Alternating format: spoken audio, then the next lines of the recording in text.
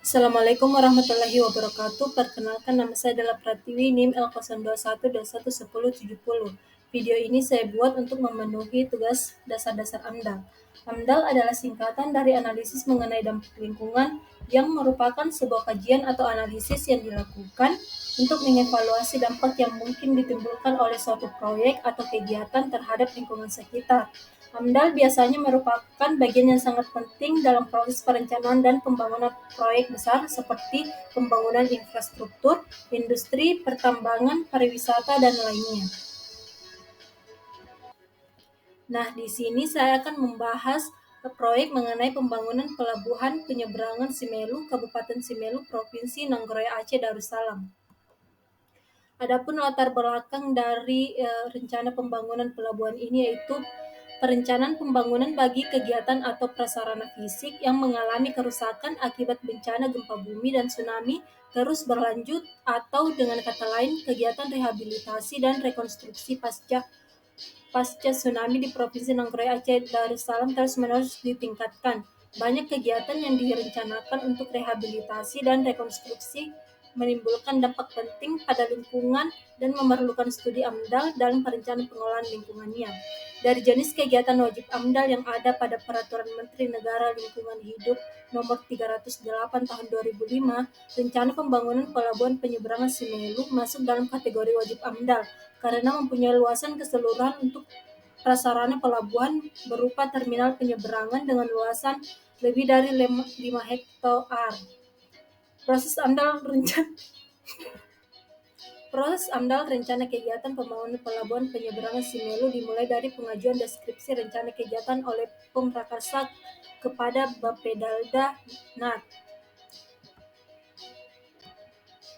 Selanjutnya yaitu adapun tim ahli yang terlibat dalam studi AMDAL untuk proyek pelabuhan penyeberangan Simelu di Kabupaten Simelu, Provinsi Nagraya Aceh, yaitu pertama Detrandes Sukarman Musa sebagai ketua, Esther Simon ST sebagai sekretaris, Detrandes Sari Yusuf sebagai anggota, dan Arahman Ibrahim sebagai anggota. Selanjutnya yaitu tim teknik SIA AMDAL khusus yang telah dibentuk kemudian mulai melakukan proses perlingkupan pada tanggal 11 sampai 14 Juli 2006 yang mengikuti tahap-tahap sebagai berikut. Pertama yaitu pengkajian terhadap rencana kegiatan, penggalian informasi tambahan dari Dinas Perhubungan Kabupaten Simelu, identifikasi dampak potensial atau studi oleh masing-masing anggota tim teknis, diskusi evaluasi dampak hipotetik, pelaksanaan tinjauan lapangan, verifikasi hasil tinjauan lapangan yang dipandangkan dengan hasil evaluasi dampak hipotetik, penyusunan laporan pelingkupan menjadi dokumen kerangka acuan studi AMDAL. Selanjutnya yaitu adapun aktivitas proyek yang meliputi tahap prakonstruksi, konstruksi, dan pasca konstruksi. Pada tahap prakonstruksi AMDAL itu yaitu pertama studi kelayakan. Studi kelayakan dilakukan untuk mengevaluasi kebutuhan dampak dan manfaat dari proyek pembangunan pelabuhan penyeberangan di Simelu. Kedua yaitu pengumpulan data. Proses ini melibatkan pengumpulan informasi terkait lingkungan fisik, sosial, ekonomi, dan budaya di sekitar lokasi proyek. Ini bisa mencakup survei lapangan, analisis data sekunder, dan kajian literatur. Ketiga yaitu analisis dampak lingkungan. Evaluasi dampak potensial dari proyek terhadap lingkungan. Ini termasuk analisis dampak terhadap tanah, air, udara, flora, fauna, dan komunitas manusia. Keempat yaitu konsultasi publik dan partisipasi masyarakat, melibatkan pemangku kepentingan termasuk masyarakat setempat, organisasi lingkungan, dan pemerintah dalam proses pengambilan keputusan untuk memperoleh masukan dan dukungan.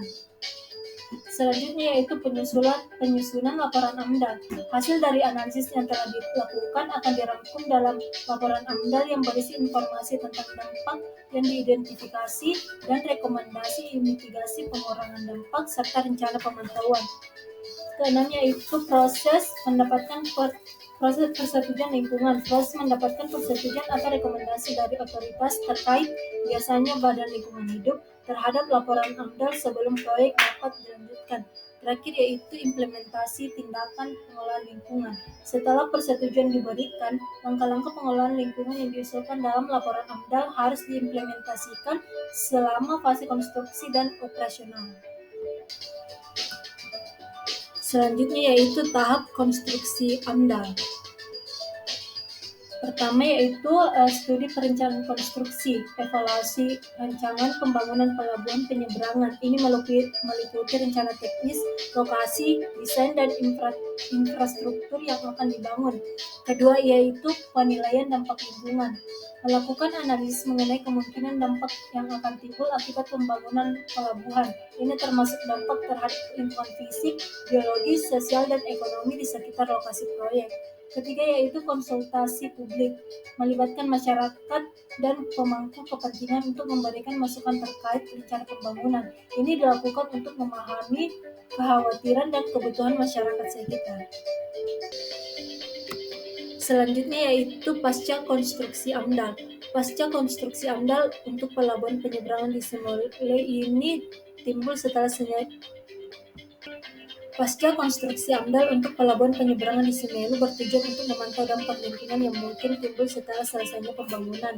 Berikut adalah beberapa tahapan yang mungkin terjadi, yaitu pemantauan dampak, melibatkan pengawasan terhadap dampak lingkungan yang timbul setelah konstruksi selesai, seperti perubahan ekosistem, kualitas udara, air, dan lainnya. Kedua yaitu evaluasi dampak, menganalisis dampak yang terjadi setelah pelabuhan mulai beroperasi, mengidentifikasi apakah ada dampak yang tidak terduga atau lebih besar dari yang diantisipasi dalam AMDAL prakonstruksi. Ketiga yaitu perbaikan dan penyesuaian. Jika terdapat dampak yang tidak diharapkan atau melebihi perkiraan, langkah-langkah perbaikan atau penyesuaian harus dipertimbangkan untuk mengurangi dampak tersebut. Keempat yaitu pelaporan dan kepatuhan, melaporkan hasil pemantauan kepada badan-badan terkait dan memastikan kepatuhan terhadap regulasi lingkungan yang berlaku. Kelima yaitu keterlibatan masyarakat, melibatkan keterlibatan masyarakat setempat dalam pemantauan dan evaluasi dampak yang terjadi serta mendengarkan keluhan atau saran yang mungkin mereka miliki. Selanjutnya yaitu dampak kegiatan pembangunan pelabuhan penyeberangan Semeru. Berikut adalah beberapa isu utama terkait dengan potensi dampak yang ditimbulkan oleh kegiatan rehabilitasi dan rekonstruksi pelabuhan penyeberangan di Semeru, baik itu dampak positif maupun dampak negatif.